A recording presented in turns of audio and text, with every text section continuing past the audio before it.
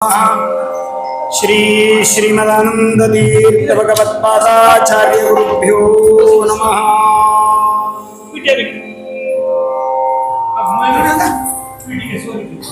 शुक्लांबरधरं विष्णुं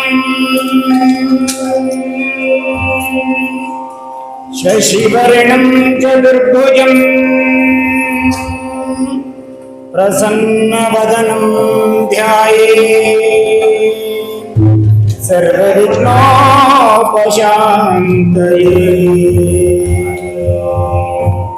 सर्वविघ्नप्रशमनं सर्वसिद्धिकरं परं सर्वजीवप्रणेकारं वन्दे विजयदं हरिम्।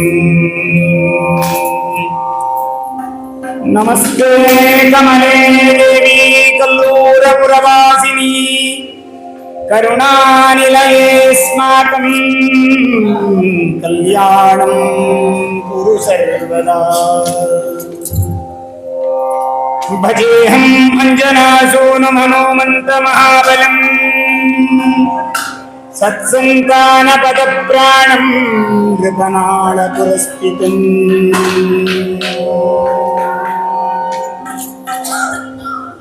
भवति यदनुभावादेडमुकोऽपि वाग्मी जडमतिरपि जन्तुर्जायते प्राज्ञमौनि सकलवचनचेतो देवता भारती सा मम वचसि निजत्तां सन्निधिं मानसे च।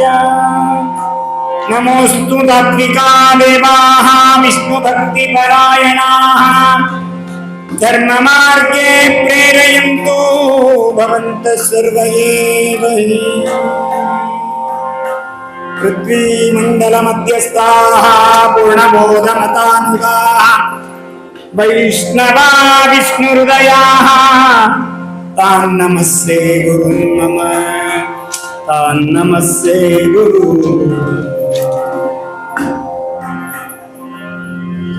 आपादमौलिपर्यन्तं गुरूणामाकृतिं स्मरेत् तेन विघ्नाः प्रणश्यन्ति सिद्धन्ति च मनोरथाः सिद्धन्ति च मनोरथाः।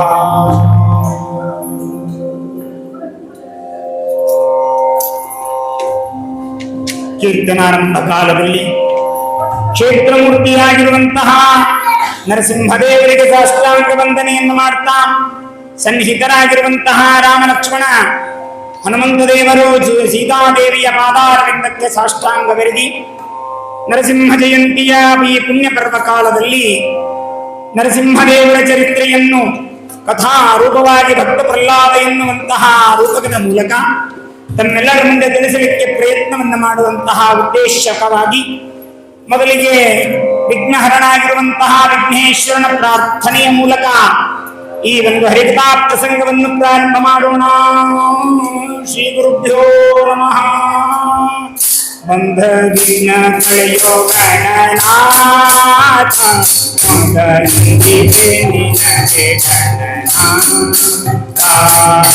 ಬಂಧ ವಿಘ್ನ ಕಳೆಯೋ ಗಣನಾಥ ಮೊದಲೊಂದಿಗೆ ನಿನಗೆ ಗಣನಾಥ. ಹಿಂದೆ ರಾವಣನು ಮದದಿಂದ ನಿನ್ನ ಪೂಜಿಸದೆ ಹಿಂದೆ ರಾವಣನು ಮದದಿಂದ ನಿನ್ನ ಪೂಜಿಸದೆ ಚಂದನದಲ್ಲಿ ಗಣನಾಥ ಮೊದಲೊಂದಿಗೆ ನಿನಗೆ ಆದಿಯಲ್ಲಿ ಧರ್ಮರಾಯ ಪೂಜಿಸಿದ ನಿನ್ನ ಪಾದ ಆದಿಯಲ್ಲಿ ಧರ್ಮರಾಯ ಪೂಜಿಸಿದ ನಿನ್ನ ಪಾದ ಸ್ಥಾಪಿಸಿದ ರಾಜ್ಯ ಗಣನಾಥ ಮೊದಲೊಂದಿಗೆ ನಿನಗೆ ಗಣನಾಥ. ಮಂಗಲ ಮೂರ್ತಿ ಗುರು ರಂಗ ವಿಠಲನ ಪಾದ ಮಂಗಳ ಮೂರ್ತಿ ಗುರು ರಂಗ ವಿಠಲನ ಪಾದ ಸಂಗತಿ ಪಾಲಿಸೋ ಗಣನಾಥ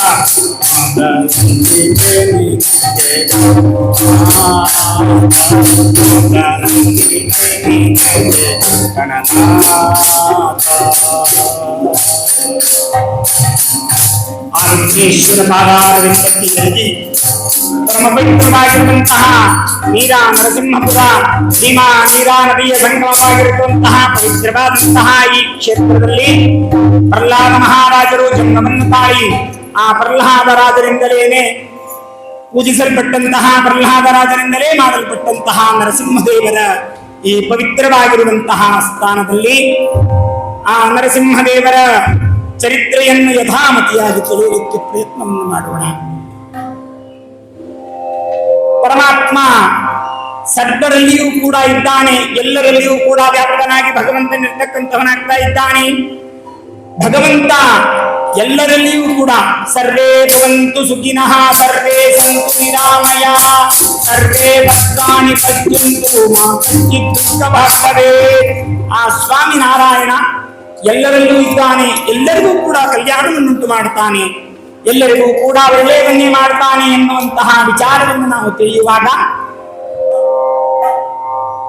ಒಂದು ದಿವಸ ಪರೀಕ್ಷಿತ ಮಹಾರಾಜನಿಗೆ ಭಾಗವತವನ್ನು ಕೇಳುವಾಗ ಒಂದು ಪ್ರಶ್ನೆ ಹುಟ್ಟುಕೊಳ್ತಕ್ಕಂತಹದ್ದಾಗ್ತದೆ. ಅಲ್ಲ ಸ್ವಾಮಿ ಶುಕಾಚಾರ್ಯರೇ, ಎಲ್ಲರಿಗೂ ದೇವರು ಒಳ್ಳೆಯದು ಮಾಡ್ತಾನೆ, ಎಲ್ಲರಿಗೂ ಕೂಡ ದೇವರು ಸಮನಾಗಿ ನೋಡ್ತಾನೆ, ಅತ್ಯಂತ ಪ್ರೀತ್ಯಾಸ್ಪದನಾಗಿದ್ದಾನೆ ಅಂತ ಎಲ್ಲ ಹೇಳ್ತೀರಿ, ಆದರೆ ದೇವರು ಮಾತ್ರ ದೇವತಾ ಪಕ್ಷಪಾತಿಯಾಗಿದ್ದಾನೆ. ಯಾಕೆ ಅಂದ್ರೆ ಒಬ್ಬ ದೈತ್ಯನಿಗೋಸ್ಕರ ಈ ಎಲ್ಲ ವಿಧವಾಗಿರ್ತಕ್ಕಂತಹ ದೈತ್ಯರಿಗೆ ಶಿಕ್ಷೆಯನ್ನು ಕೊಡ್ತಾನೆ. ದೇವರು ಯಾಕೋ ಒಂದು ಕಣ್ಣಿಗೆ ಬೆಣ್ಣೆ ಒಂದು ಕಣ್ಣಿಗೆ ಸುಣ್ಣ ಹಚ್ಚುವಂತೆ ಕಾಣಿಸ್ತಕ್ಕಂತಹದ್ದಾಗ್ತಾ ಇದೆ. ಸ್ವಾಮಿ, ಏನಿದು ದೇವರ ವ್ಯಾಪಾರ? ಯಾಕೆ ಅಂದ್ರೆ ದೇವರು ಹಾಗಿಲ್ಲ, ಅವನು ಸಮಪ್ರಿಯ ಸ್ವರು ಬ್ರಹ್ಮನ್ ಭೂತಾನಾಂ ಭಗವಾನ್ ಸ್ವಯಂ ಇಂದ್ರಸ್ಯಾರ್ಥೇ ಕಥಂ ವೈದ್ಯಾನವತಿ ವಿಷಮೋ ಯಥಾ.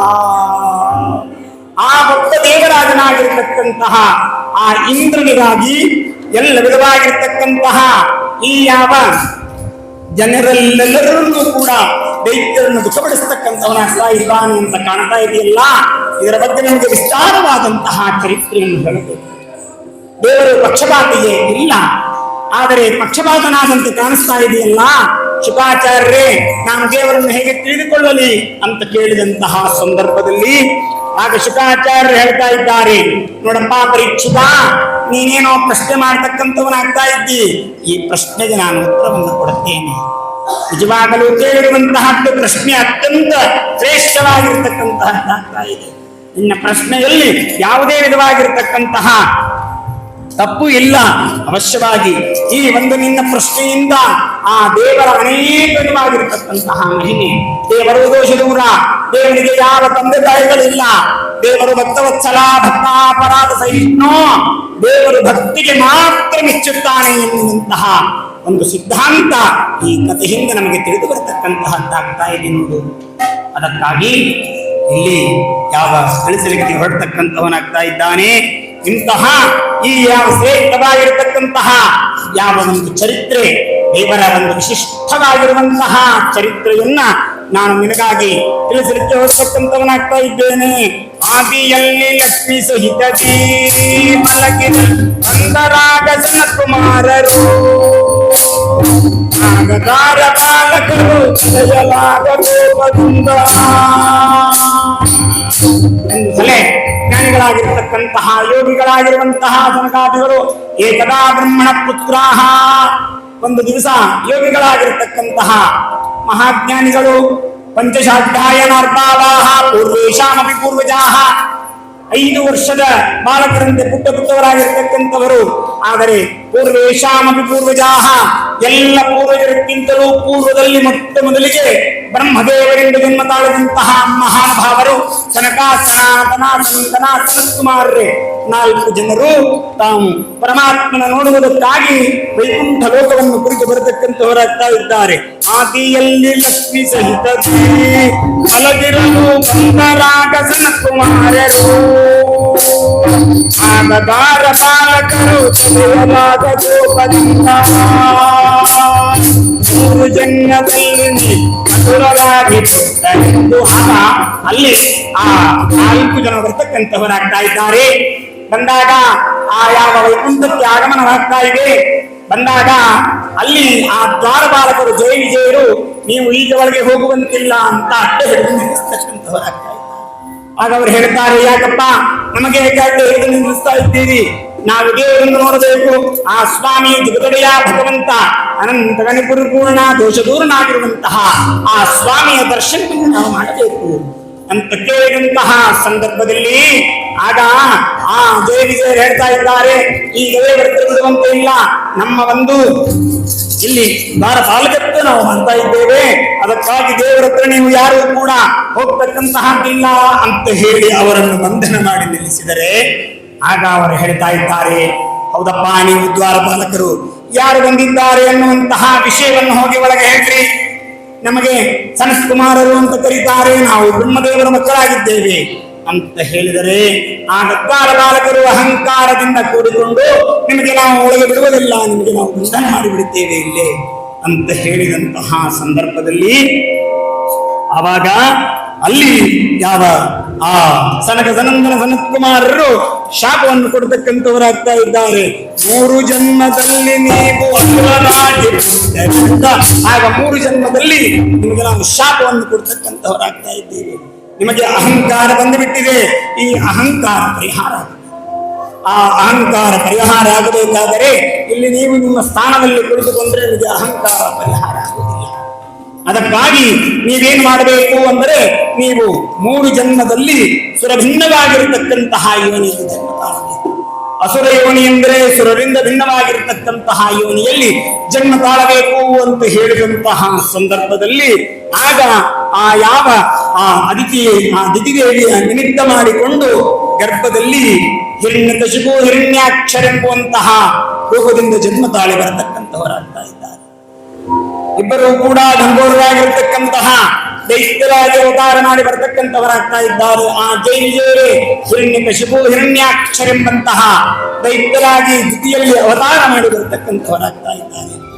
ಆಗ ಆ ದಿತಿಯಲ್ಲಿ ಅವತಾರ ಮಾಡಿ ಬರತಕ್ಕಂಥವರಾಗ್ತಾ ಇದ್ದಾರೆ. ಆಗ ಅಲ್ಲಿ ಯಾವ ದಿತಿಯಲ್ಲಿ ತಾವು ಅವತಾರವನ್ನು ಮಾಡಿ ಆಗಮನವಾಗ್ತಕ್ಕಂತಹದ್ದಾಗ್ತಾ ಇದೆ. ಆಗ ಆ ಹಿರಣ್ಯಕಶಿಪು ಹಿರಣ್ಯಾಕ್ಷ ಇಬ್ಬರು ಇರುವಂತಹ ಸಂದರ್ಭದಲ್ಲಿ ಒಂದು ದಿವಸ ಹಿರಣ್ಯಾಕ್ಷ ಏನು ಮಾಡ್ತಾನೆ, ಈ ಭೂಮಿಯನ್ನೇ ಕದ್ದೊಯ್ದು ಬಿಡ್ತಾನೆ. ಭೂಮಿ ಇದ್ರೇನೆ ಇಲ್ಲೆಲ್ಲ ಆಗಬೇಕಲ್ಲ, ಆದ್ದರಿಂದ ಭೂಮಿಯಲ್ಲೇ ನೀರಿನಲ್ಲಿ ಕದ್ದೊಯ್ದಂತಹ ಸಂದರ್ಭದಲ್ಲಿ ಎಲ್ಲ ದೇವಾನುದೇವತೆಗಳು ಹೋಗಿ ಅಲ್ಲಿ ಪ್ರಾರ್ಥನೆ ಮಾಡಿಕೊಂಡಂತಹ ಸಂದರ್ಭದಲ್ಲಿ ಬ್ರಹ್ಮದೇವರ ಮೂಗಿನಿಂದ ವರಾಹ ತೋಕ ಬಂದು ಆ ದುಷ್ಟರಾಗಿರತಕ್ಕಂತಹ ಹಿರಣ್ಯಾಕ್ಷನನ್ನು ಸಂಹಾರ ಮಾಡಿ ಭಗವಂತ ಆದಿ ವರಾಹ ರೂಪದಿಂದ ಅಲ್ಲಿ ಸಂಹಾರ ಮಾಡತಕ್ಕಂಥವನಾಗ್ತಾ ಇದ್ದಾನೆ. ಆಗ ಆ ಆದಿ ವರಾಹ ರೂಪದಿಂದ ಸಂಹಾರ ಮಾಡಿ ಅವನನ್ನು ನಾಶ ಮಾಡಿ ಹಾಕಿ ಬಿಡತಕ್ಕಂಥವನಾಗ್ತಾ ಇದ್ದಾನೆ. ಆಗ ಅಲ್ಲಿ ಸಂಹಾರ ಆಗಿದೆ. ಅವನು ನೋಡಿ ಎಲ್ಲರೂ ಕೂಡ ದುಃಖವನ್ನು ಪಡತಕ್ಕಂಥವರಾಗ್ತಾ ಇದ್ದಾರೆ. ತಾಯಿ ದಿತಿದೇವಿ ಮತ್ತು ಅವನ ಹೆಂಡತಿ ಎಲ್ಲರೂ ಕೂಡ ಮಕ್ಕಳು ದುಃಖ ಪಡತಕ್ಕಂತಹದ್ದನ್ನು ನೋಡಿ ಆಗ ವಿಚಾರ ಮಾಡ್ತಾನೆ ಹಿರಣ್ಯಕಶಿಪು. ಅವರಿಗೆ ಸಮಾಧಾನವನ್ನು ಮಾಡಿ ಅವರಿಗೆ ಆ ಯಾವ ತಮ್ಮನ ದೇಹದ ಅಂತ್ಯಕ್ರಿಯೆಯನ್ನು ಮಾಡಿಸಿ ವಿಚಾರ ಮಾಡ್ತಾನೆ. ನನ್ನ ತಮ್ಮನ್ನು ಕೊಂದಿರತಕ್ಕಂಥವನು ಬೇರೆ ಯಾರಲ್ಲ, ಹರಿನಾರಾಯಣ. ಆ ಹರಿನಾರಾಯಣ ಅವನನ್ನು ನಾನು ಸಾಯಿಸಿಯೇ ನನ್ನ ತಮ್ಮನಿಗೆ ಆ ಹರಿಯ ರಕ್ತದಿಂದಲೇ ತರ್ಪಣವನ್ನು ಕೊಡುತ್ತೇನೆ ಎಂದು ಸಂಕಲ್ಪವನ್ನು ವಿಚಾರ ಮಾಡ್ತಾನೆ. ಇದಕ್ಕಾಗಿ ನಾನೇನಾದರೂ ನನ್ನ ಸಾಮರ್ಥ್ಯವನ್ನು ಬೆಳೆಸಿಕೊಂಡು ಹೋದ್ರೆ ಮಾತ್ರ ಶಕ್ತಿ ಇದೆ, ಇಲ್ಲದೆ ಇದ್ದರೆ ಇದರಿಂದ ಯಾವುದು ಕೂಡ ನಡೀತಕ್ಕಂತಹದ್ದಾಗುವುದಿಲ್ಲ. ನನಗೆ ಬಲ ಬೇಕು. ಆಗ ನನಗೆ ಯಾರಾದರೂ ಅಂಜುತ್ತಾರೆ, ನನ್ನ ಮಾತು ಕೇಳುತ್ತಾರೆ, ಆಗ ಹರಿಯ ಜೊತೆಗೆ ಯುದ್ಧ ಆಡಲಿಕ್ಕೆ ಆಗ್ತದೆ. ಯುದ್ಧ ಪ್ರಿಯಂ ತರ್ಪಯಿಷ್ಯೆ. ಆ ಯುದ್ಧ ಪ್ರಿಯನಾಗಿರ್ತಕ್ಕಂತಹ ನನ್ನ ತಮ್ಮನಿಗೆ ಆ ಯಾವ ಹರಿಯ ರಕ್ತದಿಂದಲೇ ತರ್ಪಣವನ್ನು ಕೊಡ್ತೇನೆ ಅಂತ ಸಂಕಲ್ಪವನ್ನು ಮಾಡಿ ತಪಸ್ಸಿಗೆ ಹೋಗ್ಬೇಕಂತವನಾಗ್ತಾ ಇದ್ದಾನೆ.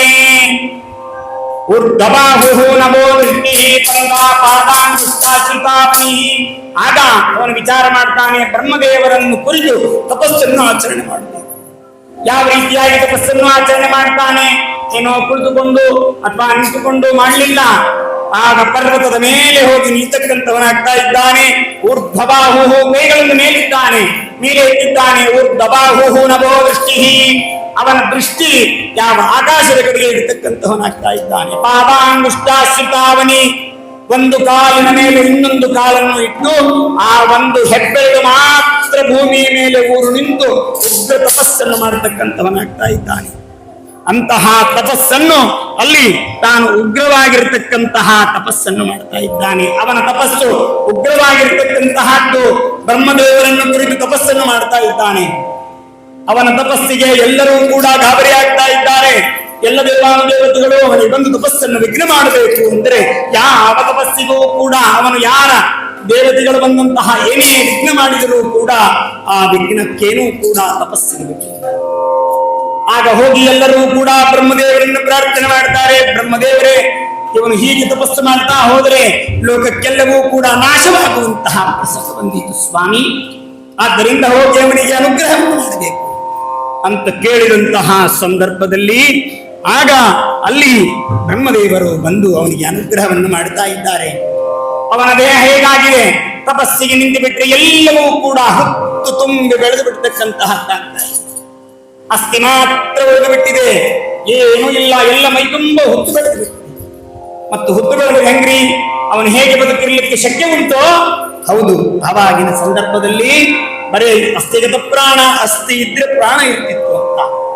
ಆ ಯುಗದಲ್ಲಿ ಅಸ್ಥಿ ಎಲ್ಲಿವರೆಗೂ ಗಟ್ಟಿ ಇರ್ತಿತ್ತು ಅಲ್ಲಿವರೆಗೂ ಕೂಡ ಮನುಷ್ಯನ ಜೀವ ಅಲ್ಲಿವರೆಗೂ ಇರ್ತಿತ್ತಂತೆ. ಕಲಿಯುಗದಲ್ಲಿ ಹಾಗಲ್ಲ, ಅನ್ನಗತ ಪ್ರಾಣ. ಎಲ್ಲಿವರೆಗೂ ಅನ್ನ ಮನುಷ್ಯ ತಿಂತಾನೋ ಅಲ್ಲಿವರೆಗೂ ಬದುಕ್ತಾನೆ ಅಂತ ಅರ್ಥ. ಯಾವಾಗ ಅನ್ನ ತಿನ್ನೋದು ನಿಲ್ತೋ ಅವನ್ ವೇಟಿಂಗ್ ಟಿಕೆಟ್ ಕನ್ಫರ್ಮ್ ಆಯ್ತು ಅಂತ ಅರ್ಥ. ಬರ್ತೊಂದೇ ಕನ್ಫರ್ಮ್ ಆಗೋದು. ಅನ್ನ ಹೋಯ್ತು, ಮುಗಿತು, ಅವನು ಮುಗಿತು. ಅನ್ನದ ಋಣ ಮುಗಿತು ಅಂದ್ರೆ ಭೂಮಿ ಋಣ ಮುಗಿತು ಅಂತ ಅರ್ಥ. ಅದಕ್ಕಾಗಿ ಅವನ ಎಲ್ಲ ಹೊತ್ತು ಬೆಳೆದಿದ್ದನ್ನು ನೋಡಿ ಬ್ರಹ್ಮದೇವರು ವಿಚಾರ ಮಾಡ್ತಾರೆ. ಕಮಂಡಲದಿಂದ ನೀರನ್ನು ಪ್ರೋಕ್ಷಣೆ ಮಾಡ್ತಾರೆ. ಪ್ರೋಕ್ಷಣೆ ಮಾಡಿ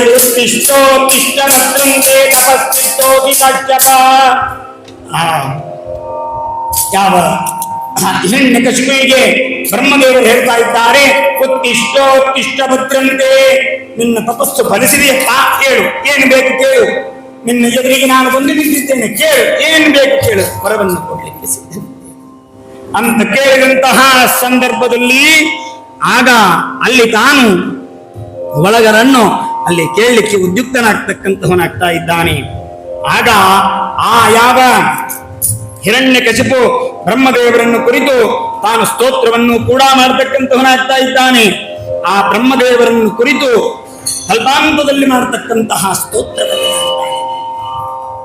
ಆಗ ಯುಗಲ ಸ್ತೋತ್ರ ಬ್ರಹ್ಮದೇವರು ಮತ್ತು ಪರಮಾತ್ಮ ಅಂತರ್ಯಾಮಿಯಾಗಿ ವಿವಕ್ಷೆಯಿಂದ ಇಟ್ಟುಕೊಂಡಂತಹ ಆ ಒಂದು ಸ್ತೋತ್ರವನ್ನು ಕೂಡ ಅಲ್ಲಿ ತಾನು ಮಾಡತಕ್ಕಂಥವನಾಗ್ತಾ ಇದ್ದಾನೆ. ಅಂತಹ ಒಂದು ಸಂದರ್ಭದಲ್ಲಿ ಆಗ ವರವನ್ನು ಕೇಳುತ್ತಾನೆ. ಏನು ಬೇಕು ವರ? ಬ್ರಹ್ಮದೇವರೇ, ನನಗೆ ಯಾವುದೂ ಕೂಡ ಮರಣ ಬರಬಾರದು, ಮೊದಲಿಗೆ ಅದನ್ನು ವರ ಕೊಡ್ರಿ. ಬ್ರಹ್ಮದೇವರು ಒಂದು 100 ವರ್ಷ ಆದ್ಮೇಲೆ ನಂದೇ ಡ್ಯೂಟಿ ಮುಗಿತು, ನಾನೇ ಹೋಗಿಬಿಡಬೇಕಾಗ್ತದೆ, ನಾನೇನು ವರ ಕೊಡ್ಲಪ್ಪ, ಆ ವರ ನನಗೆ ಕೊಡ್ಲಿಕ್ಕೆ ಇಲ್ಲ. ಹೇಳ್ತಾರೆ ಬ್ರಹ್ಮದೇವರು, ನಿಮಿತ್ತದಿಂದ ಮರಣ ಬೇಡ ಅಂತ ಕೊಡಬಹುದು. ಈ ನಿಮಿತ್ತದಿಂದ ಮರಣ ಬೇಡ ಅಂತ ಹೇಳಿದ್ರೆ ಕೊಡಬಹುದು ಮಾರಾಯ. ಮರಣ ಬೇಡ ಅಂದ್ರೆ ಹೇಗೆ? ಇವತ್ತಿಲ್ಲ ಅದ್ಯಮೇವಾ ಶತಾಂತೇವಾ ಪ್ರಾಣಿನಾಂ ಮರಣಂ ಧ್ರುವಂ.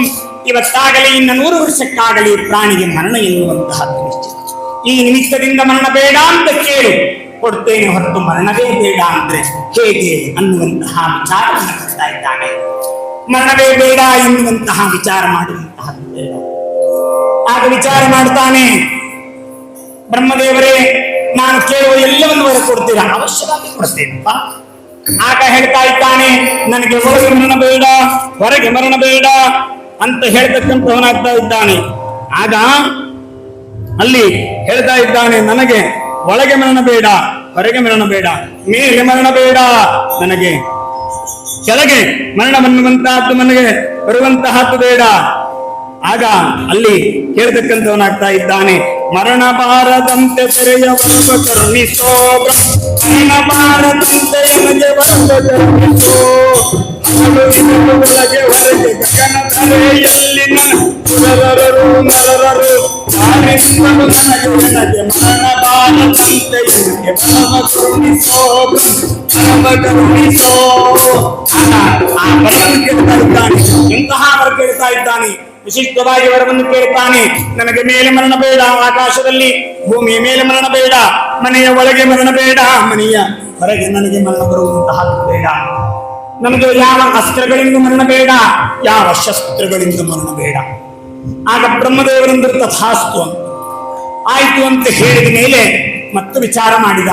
ಇಷ್ಟೆಲ್ಲ ಆಯ್ತು ಖರೆ, ಮತ್ತೇನಾದ್ರಿಂದಲೂ ಮರಣ ಬರಬಹುದು ಅಂತ ಹೇಳಿ ಬ್ರಹ್ಮದೇವರು ಇನ್ನೊಂದು ಕೇಳಿಬಿಡ್ತೀನಿ, ಕೊಟ್ಟು ಬಿಡ್ರಿ.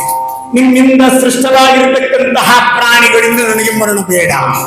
ಬ್ರಹ್ಮದೇವರನ್ನು ನಾನು ಬದುಕಿದೆ ತಥಾಸ್ತು. ಯಾಕೆ? ಸೃಷ್ಟಿ ಮಾಡುವನು ನಾನು ಅಂತ ತಿಳ್ಕೊಂಡಿದ್ದಾನೆ ದೊಡ್ಡ ಇವನು. ನಮ್ಮಪ್ಪ ಇನ್ನೊಬ್ಬವಿದ್ದಾನೆ ಸೃಷ್ಟಿ ಮಾಡವ ತಿಮ್ಮಪ್ಪ. ಅವನು ಸೃಷ್ಟಿ ಮಾಡಿದಾಗ ನನ್ನ ಸೃಷ್ಟಿ ಏನು? ಅವನು ಹೇಳಿದ್ದಕ್ಕೆ ನಾನು ಮಾಡ್ತೇನೆ.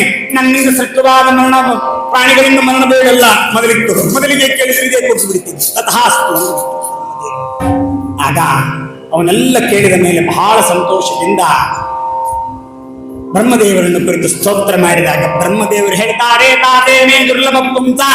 ನೋಡಪ್ಪ, ನೀನು ವರವನ್ನು ಕೇಳ್ತಾ ಇದ್ದೀಯ, ವರಾಣ್ಯದ ದುರ್ಲಭಾನ್, ಅತ್ಯಂತ ದುರ್ಲಭವಾಗಿರ್ತಕ್ಕಂತಹ ವರವನ್ನು ಕೇಳ್ತಾ ಇದ್ದೀಯ, ಕೊಟ್ಟಿದ್ದೇನೆ. ಬ್ರಹ್ಮದೇವರಂದ್ರು, ಈಗೇನೋ ನೀನು ಕೇಳಿದಿ, ನಾನು ಕೊಟ್ಟೆ. ವರಾಣ್ಯದವಿ ದುರ್ಲಭಾನ್, ದುರ್ಲಭವಾದ ವರಗಳನ್ನು ಕೊಡ್ತೇನೆ ಅಂದ್ರೆ ಅರ್ಥ ಮಾಡ್ಕೋ. ಅಂತತಃ ದುಃಖ ಪ್ರಾಪ್ತಾನ್, ನಿನಗೆ ಕೊನೆಗೆ ದುಃಖ ಪ್ರಾಪ್ತವಾಗುವುದರಲ್ಲಿ ಯಾವ ಸಂದೇಹ ಇಲ್ಲ. ಅದಕ್ಕಾಗಿ ನೀನು ವಿಚಾರವನ್ನು ಮಾಡು ಅನ್ನುವಂತಹ ವಿಚಾರದಿಂದ ಅಲ್ಲಿ ಹೇಳಿದಂತಹ ಸಂದರ್ಭದಲ್ಲಿ ಆಗಲಿ ಅಂತ ಹೇಳುತ್ತಾರೆ. ಬ್ರಹ್ಮದೇವರಂತಾರೆ, ಸ್ವಾಮಿ ನಿನ್ನ ಇಚ್ಛೆಗೆ ಬಂದಂತಾಯ್ತು. ನಂದೇನದೋ ಸ್ವಾಮಿ ನಿಂದೇನಲ್ಲವೋ ಗೋವಿಂದ ಯಾತ್ರೆ ಅಬು ನಿಂದೆ ಚಿತ್ರಗ ಬಲ ನಿಂದೆ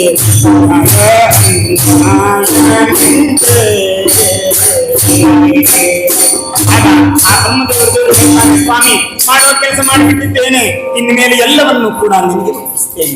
ನಂದೇನದೋ ಸ್ವಾಮಿ ನಿಂದೆ ಇದೆಲ್ಲವೋ ನಂದ ನಂದನ ಗೋವಿಂದ. ಆ ಗೋವಿಂದ ನಾರಾಯಣ ಅಚ್ಯುತಾನಂತ ನಿನ್ನ ಮೇಲೆ ಬಿಟ್ಟಿದ್ದೇನೆ ಸ್ವಾಮಿ ಅಂತ ಹೇಳಿ ಹೋಗುವಂತಹ ಸಂದರ್ಭದಲ್ಲಿ ಒಂದು ದಿವಸ ಏನಾಯಿತು, ಇವನು ಇಷ್ಟು ಉಗ್ರ ತಪಸ್ಸನ್ನು ಮಾಡುವಾಗ ಇವನ ಹೆಂಡತಿ ಕಯಾಧು ಅವಳು ಗರ್ಭವತಿಯಾಗಿದ್ದಾಳೆ. ಗರ್ಭವತಿಯಾಗಿರುವಂತಹ ಸಂದರ್ಭದಲ್ಲಿ ಆಗ ಇಂದ್ರ ಬಂದು ಇವಳ ಗಂಡನೇ ಇಷ್ಟು ಉಗ್ರನಾಗಿದ್ದಾನೆ ತಪಸ್ಸನ್ನು ಮಾಡ್ತಾ ಇದ್ದಾನೆ, ಆದರೆ ಇವಳಲ್ಲಿ ಹುಟ್ಟತಕ್ಕಂತಹ ಈ ಗರ್ಭ ಇದು ಎಷ್ಟು ಉಗ್ರವಾಗಿರಬೇಕು, ಇವನೇ ಇಷ್ಟು ಉಗ್ರನಾಗಿದ್ದಾನೆ ಅಂದ್ರೆ ಇವನನ್ನು ಮೀರಿಸುವಂತಹ ಮಗ ಅವನು ಉಗ್ರನಾಗಿರುವಂತಹದ್ದಾಗಬೇಕು ಅಂತ ಆ ಇಂದ್ರ ಆ ಕಯಾದುವಿನ ಗರ್ಭವನ್ನು ಸಂಹಾರ ಮಾಡುವುದಕ್ಕಾಗಿ ಎಳೆದುಕೊಂಡು ಹೋಗುವಂತಹ ಸಂದರ್ಭದಲ್ಲಿ ಸಾಕ್ಷಾತ್ ಬ್ರಹ್ಮಪುತ್ರರಾಗಿರತಕ್ಕಂತಹ ನಾರಾಯಣ ಆ ನಾರದರು ಬರತಕ್ಕಂಥವರಾಗ್ತಾ ಇದ್ದಾರೆ. ಬಂದು ಯದ್ಯಪಿ ಅವರಿಗೆ ಆಶ್ರಮ ಇಲ್ಲ, ಅವರು ಬ್ರಹ್ಮಚಾರಿಗಳು ನಾರದರು, ಆದರೂ ಕೂಡ ಆಶ್ರಮವನ್ನು ಮಾಡಿ ಆ ಕಯಾದುವನ್ನು ಕರೆದುಕೊಂಡು ಬರತಕ್ಕಂಥವರಾಗ್ತಾ ಇದ್ದಾರೆ. ಎಲ್ಲಿಗೆ? ಈ ಪವಿತ್ರವಾಗಿರತಕ್ಕಂತಹ ಕ್ಷೇತ್ರ ನೀರಾಭೀಮಾ ತೀರದಲ್ಲಿ ನಾರದರು ಆ ಪವಿತ್ರವಾಗಿರತಕ್ಕಂತಹ ಆ ಯಾವ ಕಯಾದುವನ್ನು, ಗರ್ಭವತಿಯಾಗಿರುವಂತಹ ಕಯಾದುವನ್ನು ಕರೆದುಕೊಂಡು ಬರ್ತಾ ಇದ್ದಾರೆ. ಆಗ ಅಲ್ಲಿ ಹೇಳ್ತಾರೆ, ಇಂದ್ರ ಒಂದು ವೇಳೆ ನೀನೇನಾದರೂ ಈ ಕೂಸನ್ನು ಗರ್ಭ ಸಂಹಾರ ಮಾಡಿಬಿಟ್ರೆ ನೀನು ಸಂಹಾರ ಆಯಿತು.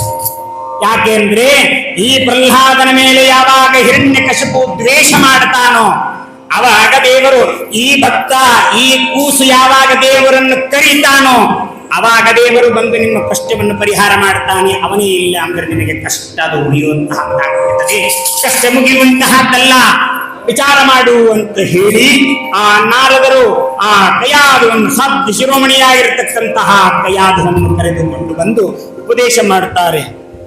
ನಾರಾಯಣನೆಂಬೋ ನಾಮದ ಬೀಜವ ನಾರದ ಬೀಜೊಳಗೆ ನಾರಾಯಣ ನಾರಾಯಣ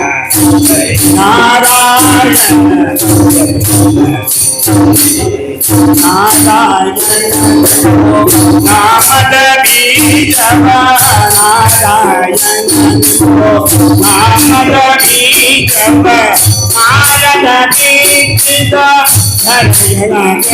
ಬೀಜ ಧರೆಯೊಳಗೆ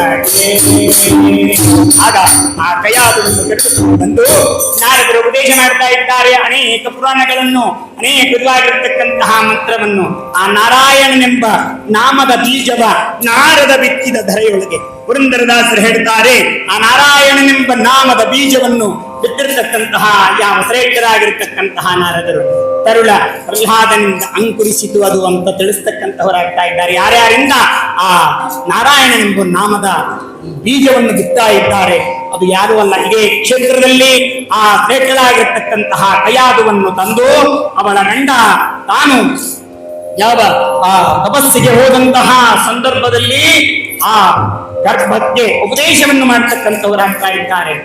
ತಾಯಿಯ ಸ್ವಭಾವ ಅದನ್ನು ಕೇಳ್ತಾ ಇದ್ದಾಳೆ. ಅದರ ಒಳಗಿರ್ತಕ್ಕಂತಹ ಶಿಶು ಅದು ನಮಗೆ ತಿಳಿಸಿಕೊಂಡು ಬರತಕ್ಕಂತಹದ್ದಾಗ್ತಾ ಇದೆ.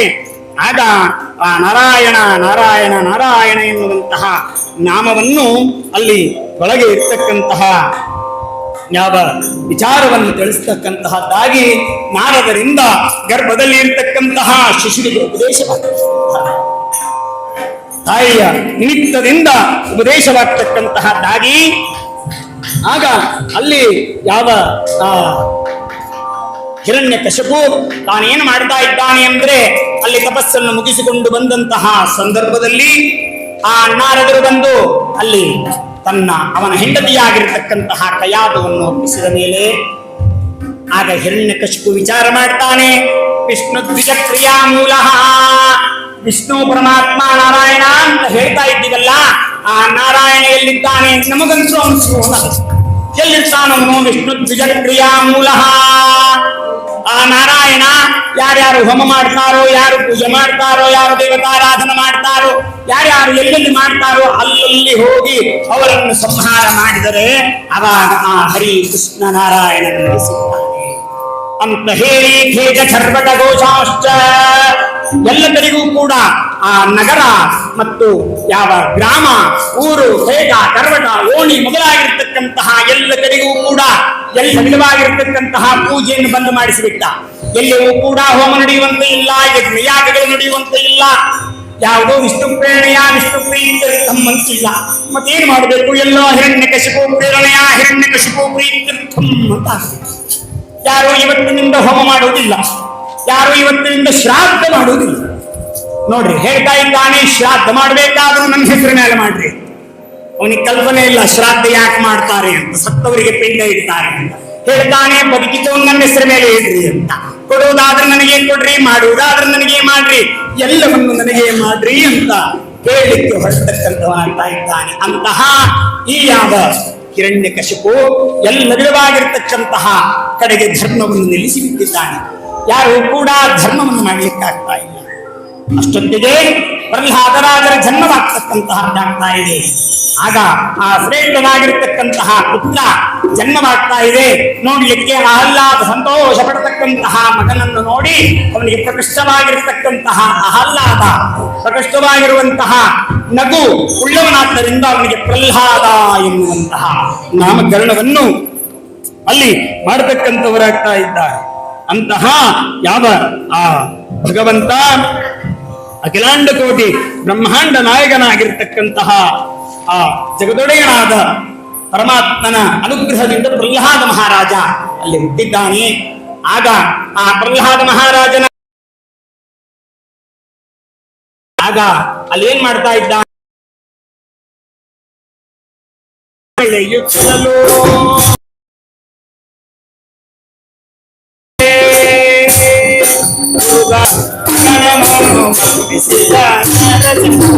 ಆಗ ಹೇಳ್ತಾ ಇದ್ದಾನೆ.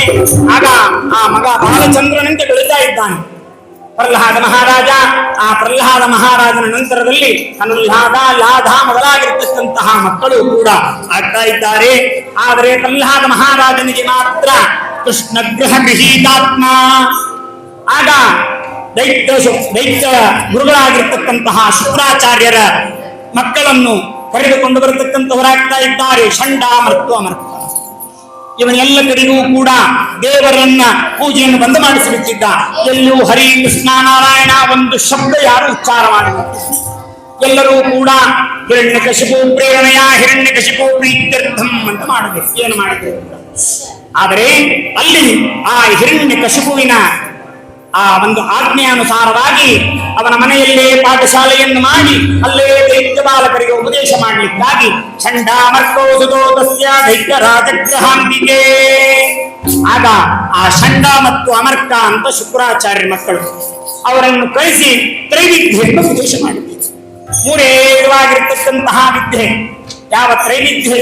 ಮೂರನೇದ್ದು 4 ಪಾದನ ಅಲ್ಲ. ಧರ್ಮ, ಅರ್ಥ, ಕಾಮ. ಸಾಮಾನ್ಯವಾದ ಧರ್ಮ, ಸಾಮಾನ್ಯವಾದ ಅರ್ಥ, ಸಾಮಾನ್ಯವಾಗಿರ್ತಕ್ಕಂತಹ ಯಾವ ಧರ್ಮ, ಅರ್ಥ, ಕಾಮ ಅಷ್ಟೇ ಮೂರೇ ಹೇಳಬೇಕು. ಮೋಕ್ಷ ಇಲ್ಲ. ಒಂದು ವೇಳೆ ಮೋಕ್ಷ ಹೇಳಿದ್ರೆ ನಾರಾಯಣ ಬರಬೇಕು. ಮೋಕ್ಷ ಅವನು ಪಡಿಬೇಕಾದ್ರೆ ನಾರಾಯಣ, ಅವನ ಉಪಾಸನೆ ಅವೆಲ್ಲ ಬೇಡ್ರಿ.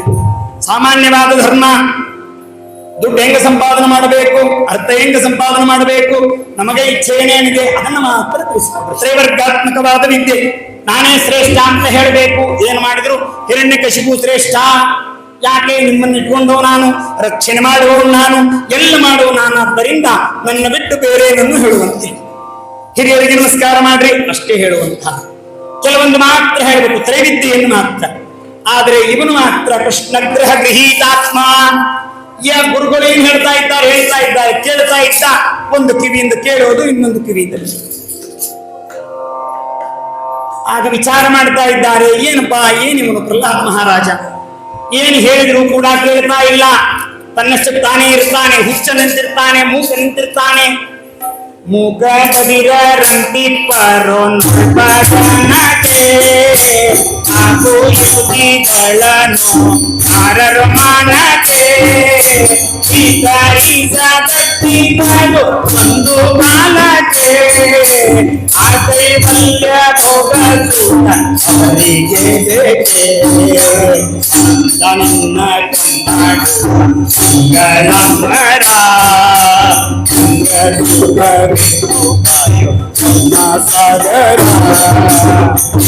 ಕನ್ನಡ ಇರ್ತಾ ಇದ್ದ. ಮುಗ ಬದಿರಂತಿಪ್ಪಾರೋ ನೋಡುವ ಜನಕ್ಕೆ ತನ್ನಷ್ಟು ತಾನೇ ದೇವರ ಸ್ಮರಣೆ ಮಾಡ್ತಾ, ದೇವರಲ್ಲಿ ಅನುಸಂಧಾನ ಮಾಡ್ತಾ, ದೇವರಿಗೆ ಪ್ರಾರ್ಥನೆಯನ್ನು ಮಾಡ್ತಾ ಇರತಕ್ಕಂತಹ ಆ ಯಾವ ಪ್ರಹ್ಲಾದ ಮಹಾರಾಜನಿದ್ದಾಗ ಒಂದು ದಿವಸ ಆಗ ಹೇಳ್ತಾರೆ, ನೋಡಪ್ಪ ತ್ರೈವಿದ್ಯೆಯನ್ನು ನೀನು ಕಲಿಯಬೇಕು ಅಂತ ಕೇಳಿದಂತಹ ಸಂದರ್ಭದಲ್ಲಿ ಹೂವಂತ ಕಲಿತ ಒಂದು ದಿವಸ ತಾನು ಅಲ್ಲಿ ಆ ಯಾವ ದೈತ್ಯನಾಗಿರತಕ್ಕಂತಹ ಹಿರಣ್ಯಕಶಿಪು ಮಗ ಅಭ್ಯಾಸ ಮಾಡ್ತಾ ಇದ್ದಾನೆ. ಎಲ್ಲ ಮಕ್ಕಳು ಶಾಲೆಯಲ್ಲಿ ಅಭ್ಯಾಸ ಮಾಡ್ತಾ ಇದ್ದಾರೆ. ಆಗ ಶಾಲೆಯಲ್ಲಿ ಅಭ್ಯಾಸವನ್ನು ಮಾಡ್ತಾ ಇದ್ದಾರೆ. ಅವರಿಂದ ಏನಾದ್ರೂ ಕೇಳೋಣ ತಿಳಿಯೋಣ ಅಂತ ಹೇಳಿ ಕೈಯಾದರಿಗೆ ತಿಳಿಸ್ತಾನೆ. ಆ ನನ್ನ ಮಗನನ್ನು ಕರೆದುಕೊಂಡು ಬಾ, ಪ್ರಹ್ಲಾದ ಏನ್ ಕಲಿತಿದ್ದಾನೆ ಕೇಳೋಣ. ನಮಗೆ ಬಹಳ ಕುತೂಹಲ.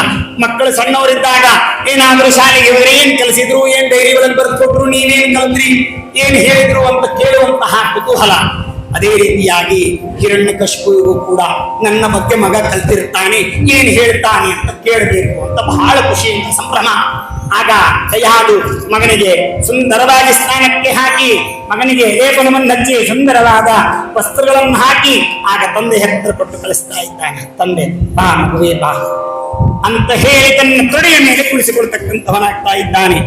ಆಗ ಅಲ್ಲಿ ಹೇಳ್ತಾ ಇದ್ದಾನೆ, ಏಕದಾ ಅಸುರಾಟ್ ಪುತ್ರ ಏಕದಾ ಅಸುರರಾಟ್ ಪುತ್ರಂ ಆರೋಗ್ಯ ಜ್ಞಾಲಯಂತಂ. ಆಗ ಅಲ್ಲಿ ವಿಚಾರ ಮಾಡ್ತಾ ಇದ್ದಾನೆ.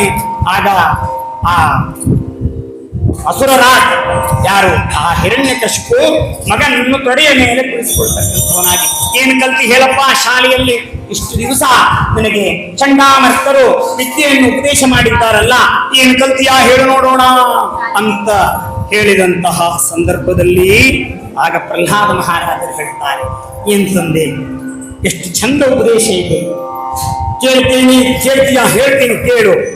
ತತ್ಸಾಧು ಮನ್ಯೆ ಅಸುರವರ್ಯ ದೇಹಿನ ಸದಾ ಸಮುದ್ವಿಗ್ನದಿಯ ಸಮಸ್ತ ಚಿತ್ತಾಸ್ಥಿತಾಪಂ ಗ್ರಹಮಂದರೂಪಂ ತನ್ಮನೋ ಯದ್ಧರಿಮಾಶ್ರಯೇತ. ಆಗ ಅಲ್ಲಿ ಹೇಳ್ತಾ ಇದ್ದಾನೆ, ಹೇ ಅಸುರವರ್ಯ, ನೋಡಪ್ಪ ವಿಚಾರ ಮಾಡು. ತತ್ಸಾಧು ಮನ್ಯೆ ಅಸುರವರ್ಯ, ನೋಡು, ಈ ಸಂಸಾರವನ್ನು ಬಿಟ್ಟು ಬಿಡು. ಹಿತ್ವಾಸ್ತಿತಾಪಂ ಗ್ರಹಮಂದಕೂಪಂ, ಈ ಮನೆ ಎನ್ನುವಂತಹದ್ದು ಕತ್ತಲೆ ಭಾವಿ ಇರ್ತಕ್ಕಂತಹದ್ದಾಗಿದೆ, ಬಿದ್ದ ಮೇಲೆದ್ದು ಬರತಕ್ಕಂತಹದ್ದಾಗುವುದಿಲ್ಲ. ಗ್ರಹಮಂದಕೂಪಂ, ಅದಕ್ಕಾಗಿ ಅದನ್ನು ಬಿಟ್ಟು ಬಿಡು. ವನಂ ಗತೋ ಯದ್ಧರಿಮಾಶ್ರಯೇತ, ವನಕ್ಕಾಗಿ ಹೋಗು, ಅಲ್ಲಿ ಹರಿಯನ್ನು ಆಶ್ರಯನಾಗಿ ಮಾಡು. ಸಾಧನವನ್ನು ಮಾಡಿಕೊಳ್ತಕ್ಕಂತಹದ್ದು ಮನೆಯಲ್ಲಿದ್ದರೆ ಸಾಧನವಾಗತಕ್ಕಂತಹದ್ದು ಆಗುವುದಿಲ್ಲ. ಅದಕ್ಕಾಗಿ ಇದನ್ನು ಬಿಟ್ಟು ಬಿಡು, ನೀನು ಹೋಗಿ ಸಾಧನವನ್ನು ಮಾಡಿಕೋ ಅಂತ ಹೇಳಿದ ಕ್ಷಣ ಆಗ ಗಾಬರಿಯಾಗಿರ್ತಕ್ಕಂಥವನಾಗ್ತಾ ಇದ್ದಾನೆ ಪ್ರಹ್ಲಾದ. ಏನು ಮಾಡ್ತಾ ಇರ್ತೇವೋ? ವತ್ಸ ಪ್ರಹ್ಲಾದ ಭದ್ರಂತೆ ಸತ್ಯಂ ಕಥಯ ಮಾಂಬೃಷ.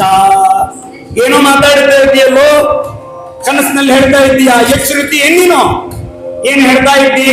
ಸಂಸಾರ, ಮನೆ ಬಿಟ್ಟು ಬಿಡು, ಮನಕ್ಕೆ ಹೋಗು, ತಪಸ್ಸನ್ನು ಮಾಡು, ಏನಿದು? ಇದನ್ನೆಲ್ಲ ಹೇಳಿಕೊಡ್ತಾರೋ ನಿನಗೆ?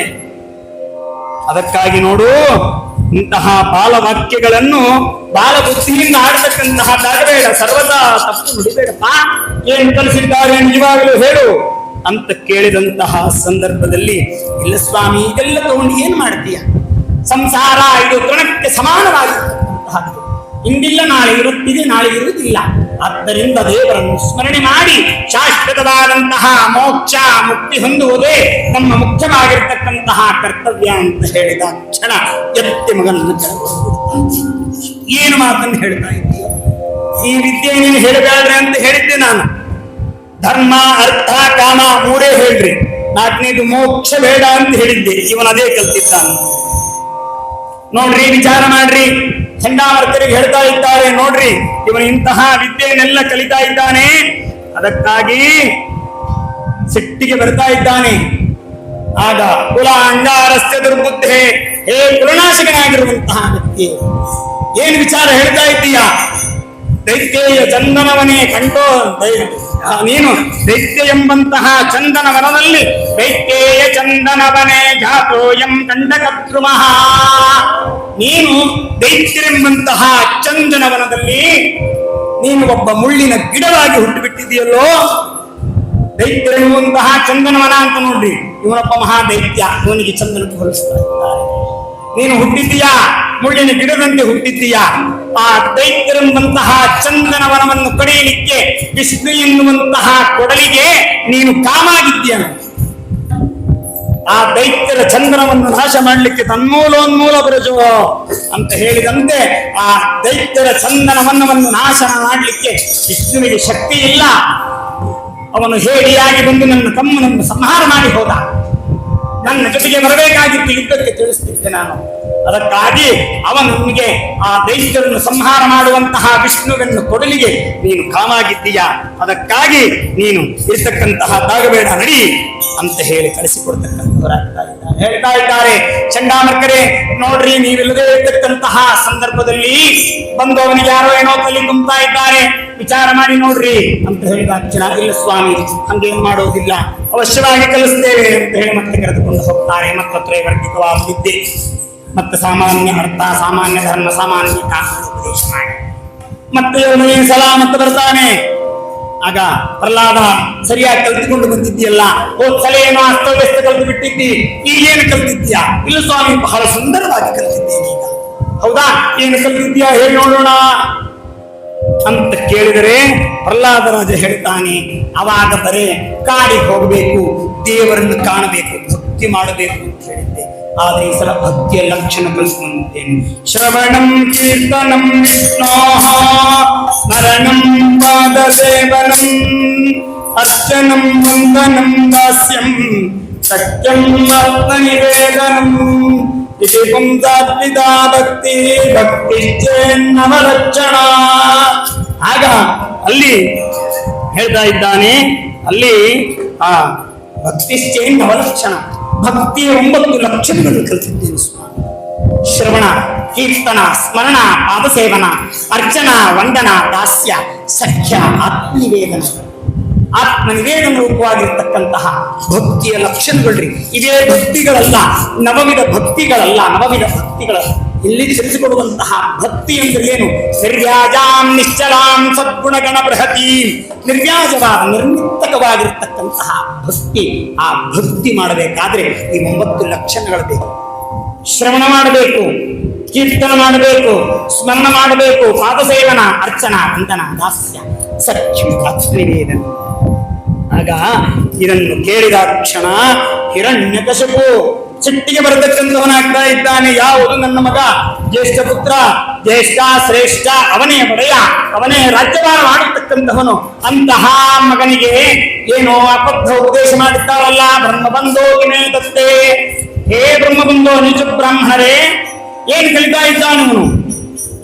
ಏನ್ ಮಾಡ್ತಾ ಇದ್ದಾನೆ? ಅಸಾರಂ ಗೃಹೀತೋ ಬಾಲ, ಅಸಾರಂ ಗೃಹೀತೋ ಬಾಲ, ಏನು ಬೇಡಾದದ್ದನ್ನೇ ಸ್ವೀಕಾರ ಮಾಡಿಬಿಟ್ಟಿದ್ದಾನೆ ನೋಡಿ ಅಂತ ಹೇಳಿದ ಕ್ಷಣ ಅವರು ಹೇಳ್ತಾರೆ, ಸ್ವಾಮಿ ನಾವು ಮಾಡಿದ್ದಲ್ಲ, ನಮ ಪ್ರಣೇತಂ ನ ಪರ ಪ್ರಣೇತಂ. ನೋಡು ಹಿರಣ್ಯಕಶಿಪು, ನಾವು ಇದನ್ನ ಹೇಳಿದ್ದಲ್ಲ, ನಾವೇ ಕಲ್ತಿಲ್ಲ, ನಿಮಗೇನು ಇವನೇನು ಹೇಳುದು? ಕಲ್ತಿರೋ ನಾವೇ ಕಲ್ತಿಲ್ಲ, ಇಂತ ಹಾಕಿರೋ ಅವನೇನು ಹೇಳುದು? ಇಲ್ಲಪ್ಪ, ನಾವಿಲ್ಲದೆ ಇರ್ತಕ್ಕಂತಹ ಸಂದರ್ಭದಲ್ಲಿ ಬಂದು ಯಾರಾದರೂ ಹೇಳಿ ಹೋಗಿದ್ದಾರೋ ಅದನ್ನು ಅದು.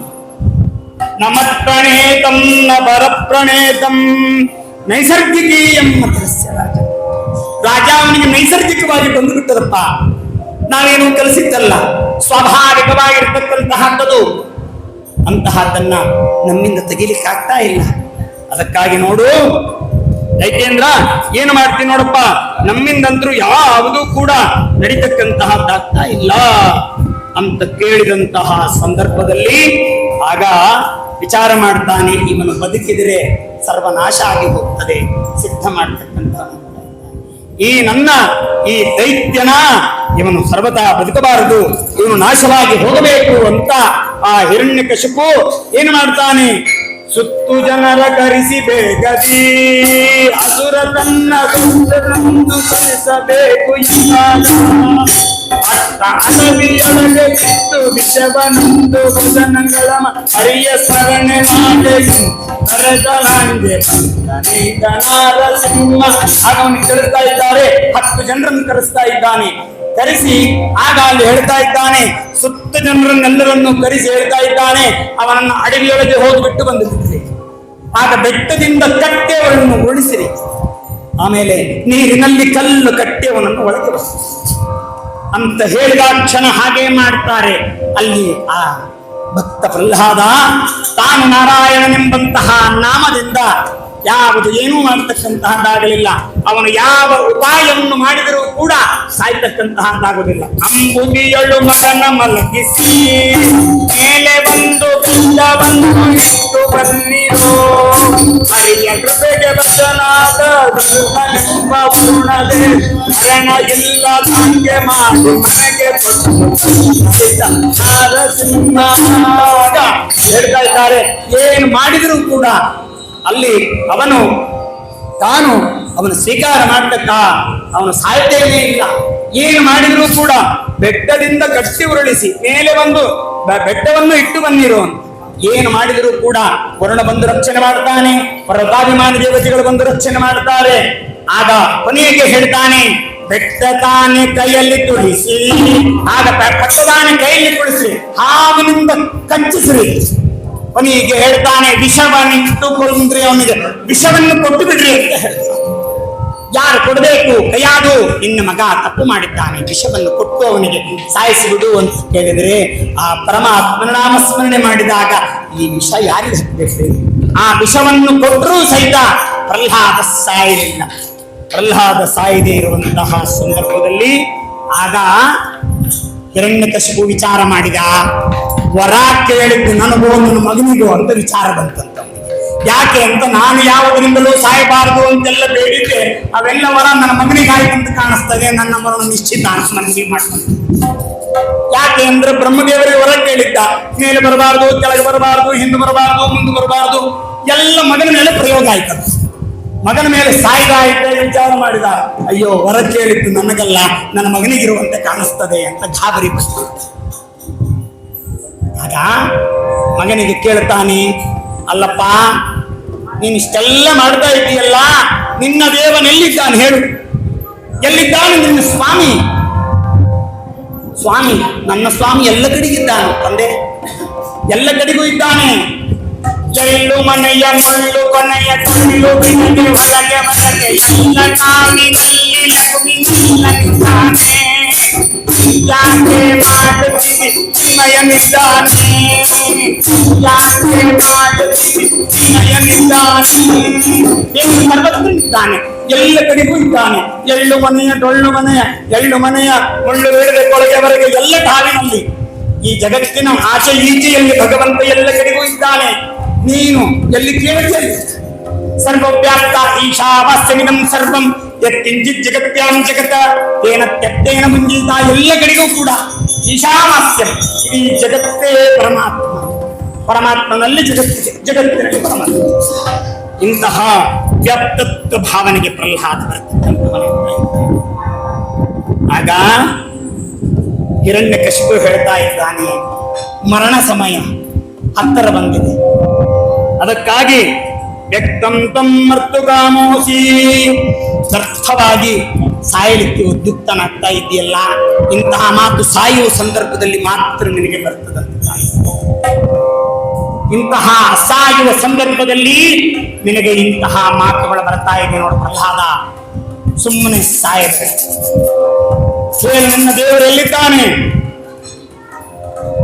ನಿನ್ನ ದೇವರು ಎಲ್ಲಿದ್ದಾನೆ ಹೇಳು. ಆ ಹರಿ ನಾರಾಯಣ, ಅವನನ್ನು ನಾನು ಸಂಹಾರ ಮಾಡಬೇಕು, ಅವನನ್ನು ನಾನು ನಾಶ ಮಾಡಬೇಕು ಅಂತ ಕೇಳಿದಂತಹ ಸಂದರ್ಭದಲ್ಲಿ ಹೇಳ್ತಾನೆ, ಯಚ್ಚ ಕಿಂಚಿತ್ ಜಗತ್ ಸರ್ವಂ ದೃಶ್ಯತೆ ಶ್ರೂಯತೆ ಕಿಮ ಅಂತರ್ಬಹಿಶ್ಚ ತತ್ ಸರ್ವಂ ವ್ಯಾಪ್ತ ನಾರಾಯಣ ಸ್ಥಿತಂ.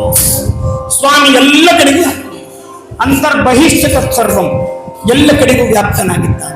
ನಿನ್ನಲ್ಲಿ ಇದ್ದಾನೆ, ನನ್ನಲ್ಲಿ ಇದ್ದಾನೆ. ಈ ಕಂಬದಲ್ಲಿದ್ದಾನೆ, ಕಲ್ಲಿನಲ್ಲಿದ್ದಾನೆ, ಮಣ್ಣಿನಲ್ಲಿದ್ದಾನೆ, ಈ ಅರಮನೆಯಲ್ಲಿದ್ದಾನೆ, ಒಳಗೆ ಹೊರಗೆ ಎಲ್ಲ ಕಡೆಗೂ ಕೂಡ ಆ ಸ್ವಾಮಿ ವ್ಯಾಪ್ತನಾಗಿದ್ದಾನೆ ಅಂತ ಹೇಳಿದ ಕ್ಷಣ ನಿನ್ನನ್ನು ಸಾಯಿಸ್ತೇನೆ, ದೇವರು ಒಂದು ರಕ್ಷಣೆ ಮಾಡ್ತಾನ ಅಂತ ಕೇಳಿದರೆ, ತಂದೆ ನೀನೆಷ್ಟು ಪ್ರಯತ್ನ ಪಟ್ಟಿ ಹೇಳು, ಪ್ರಯತ್ನ ಪಟ್ಟರು ನನಗೇನಾದ್ರೂ ಸಾಯಿಸ್ಲಿಕ್ಕಾಯಿತು. ಒಂದು ನಾಮಸ್ಮರಣೆ ಮಾತ್ರದಿಂದಲೇ ನಮಗೆ ದೇವರು ಸರ್ವಸ್ವವನ್ನು ಕೊಡ್ತಾನೆ. ಆದ್ದರಿಂದ ಬಿಟ್ಟು ಬಿಡು, ಜಹಿ ಆಸುರ ಭಾವ, ಈಗಾದ್ರೂ ಬಿಟ್ಟು ಬಿಡು, ದೇವರನ್ನು ತಿಳಿದುಕೋ, ಪ್ರೀತಿಯಿಂದ ದೇವರನ್ನು ಕಾಣು. ಸ್ವಾಮಿ ಅನುಗ್ರಹ ಮಾಡ್ತಾನೆ. ಕರುಣಾ ವತ್ಸಲ, ಕರುಣಾ ಸಾಗರ, ಕರುಣಾ ಸಾಗರ ಪಾರ್ಥ ಸಾರಥಿ ಕರುಣಾಚಲ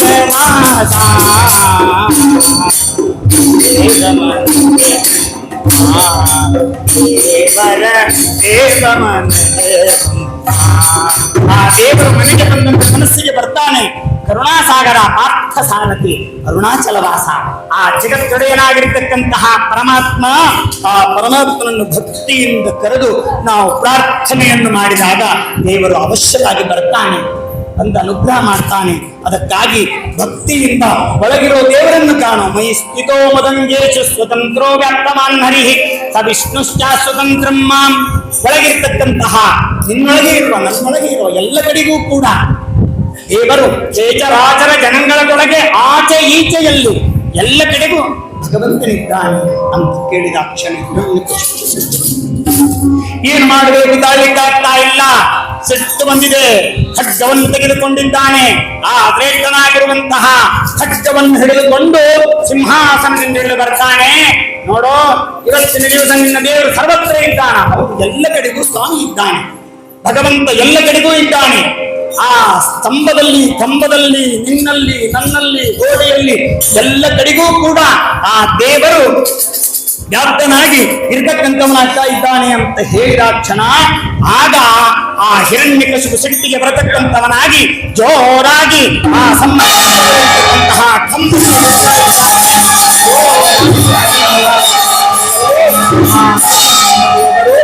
ಅಂತ ಹೇಳಿ 14 ಲೋಕಗಳು ನಡಗಿಸುವಂತಹ ಶಬ್ದ ಆ ಸಭೆಯ ಮಧ್ಯದಲ್ಲಿರ್ತಕ್ಕಂತಹ ಕಂಬದಿಂದ ಬರುತ್ತೆ. ಬಂದಾಕ್ಷಣ ಆ ಹುಲಿ ಸಿಂಹಗಳ ಧ್ವನಿ ಬರತಕ್ಕಂತಹದ್ದಾಗ್ತಾ ಇದೆ. ಪ್ರಾಣಿಗಳ ಆ ಧ್ವನಿ ಬರತಕ್ಕಂತಹದ್ದಾಗಿ ಸ್ವಾಮಿ ಅವತಾರ ಮಾಡುತ್ತಾ ಇದ್ದಾನೆ. ಸತ್ಯಂ ವಿಧಾತುಂ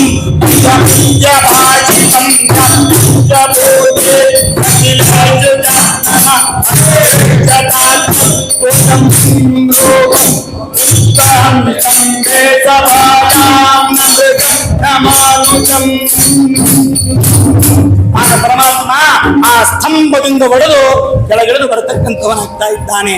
ಸ್ತಂಭೇ ಚವಾಯಾಮ್, ಆ ಸಭೆಯ ಮಧ್ಯದಲ್ಲಿರ್ತಕ್ಕಂತಹ ಕಂಬದಿಂದ ಸ್ವಾಮಿ ಬರ್ತಾ ಇದ್ದಾನೆ.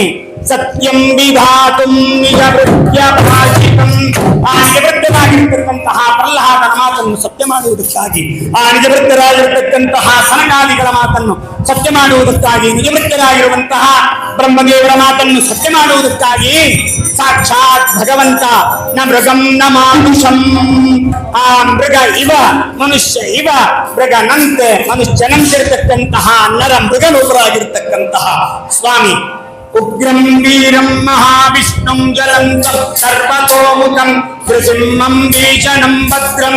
ಆಗ ಆ ನೃಸಿಂಹ ನರ ಮೃಗರೂಪದಿಂದ ಭಗವಂತ ಅವತಾರ ಮಾಡಿ ಬರ್ತಾ ಇದ್ದಾನೆ. ಆ ಭಗವಂತ ಅವತಾರ ಮಾಡಿ ಬಂದಂತಹ ರೂಪ ನೋಡ್ತಾ ಇದ್ದಾನೆ. ನೋಡಿ ಗಾಬರಿ ಆಗ್ತಾ ಇದ್ದಾನೆ ಹಿರಣ್ಯಕಶಿಪು. ಪ್ರಾಣಿಯ ಸ್ವಭಾವ ನರ ಮೃಗರೂಪ, ನರಸಿಂಹ ನರರೂಪ, ಕೆಳಗಿಂದು ಸಿಂಹ ರೂಪ, ಮೇಲಿನ ರೂಪದಿಂದ ಪ್ರಾಣಿಗಳು ಬೇಟೆಯಾಡುವಂತೆ ಅವನ ಜೊತೆಗೆ ಘನಘೋರವಾಗಿ ಯುದ್ಧವನ್ನಾಡ್ತಾನೆ.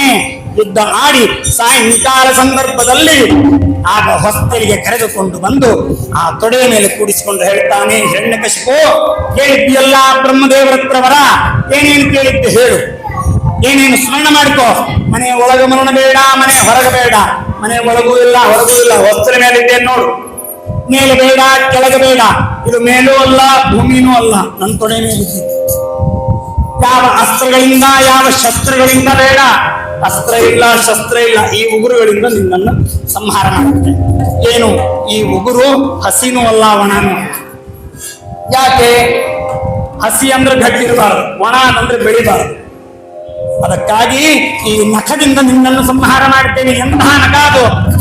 ತಸ್ಮಾನ್ ಗುರುಹೂತ ವೈರಿ ಬಲಬಂಧಾತಂಗ ಮಾತೃಗತ ಕುಂಭೋಚ್ಚಾದ್ರಿ ವಿಪಾಟನಾದಿಗಪಟ ಪ್ರತ್ಯೇಕ ವಜ್ರಾಯಿತಾಹ, ಪ್ರತ್ಯೇಕ ವಜ್ರಾಯಿತಾಹ, ಒಂದೊಂದು ವಜ್ರದಂತೆ ಇರತಕ್ಕಂತಹ ಆ ಯಾವ ಆ ನಖಗಳಿಂದ ನಿನ್ನ ಎಲ್ಲ ಇಚ್ಛೆ. ನಾನು ಬ್ರಹ್ಮದೇವರಿಂದ ಹುಟ್ಟಿದವನಲ್ಲ.